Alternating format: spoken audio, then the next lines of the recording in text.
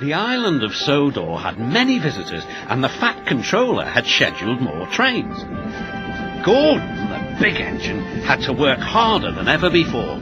"Come on," he called to the coaches. "Come on, come on, come on. The passengers rely on me to be on time."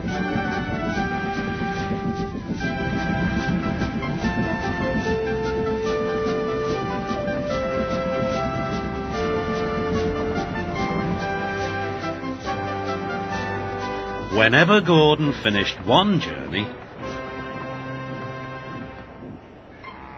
it was time for another to begin. "Never mind," he puffed. "I like a good long run to stretch my wheels."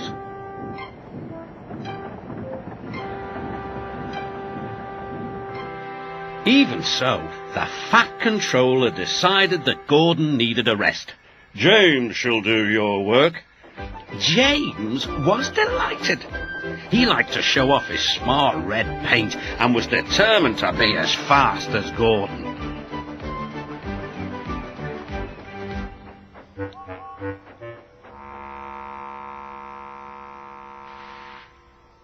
"You know, little Toby," he boasted, "I'm an important engine. Everyone knows it. I'm as regular as clockwork, never late, always on time."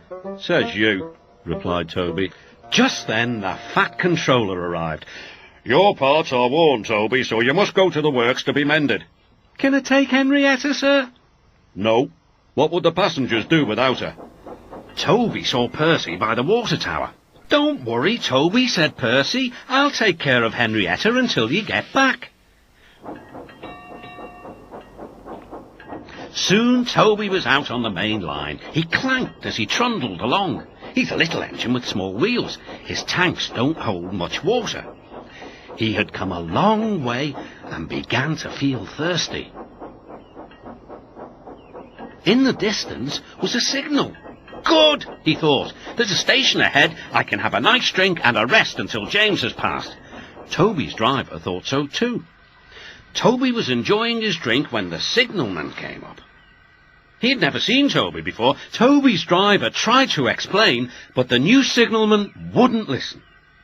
"We must clear the line for James with the express. You'll have to get more water at the next station."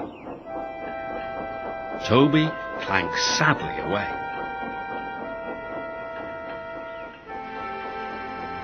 Hurrying used a lot of water, and his tanks were soon empty. Poor Toby was out of steam and stranded on the main line. "We must warn James," said the fireman. Then he saw Percy and Henrietta. "Please, take me back to the station. It's an emergency." Henrietta hated leaving Toby. "Never mind," said Percy. "You're taking the fireman to warn James. That's a big help." Henrietta felt much better.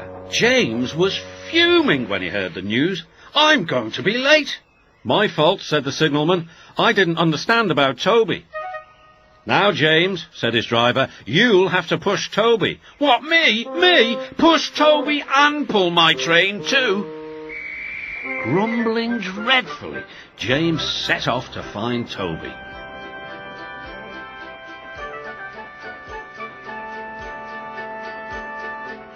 He came up behind Toby and gave him a bump. "Get on, you!"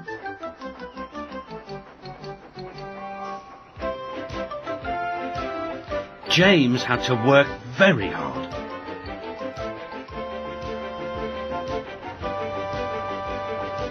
When he reached the workstation, he felt exhausted.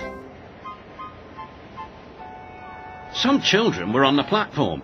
"Coo," said one, "the express is late and it's got 2 engines. I think James couldn't pull it on his own, so Toby had to help him." "Never mind, James," whispered Toby. "They're only joking." "Ha, ha!" said James.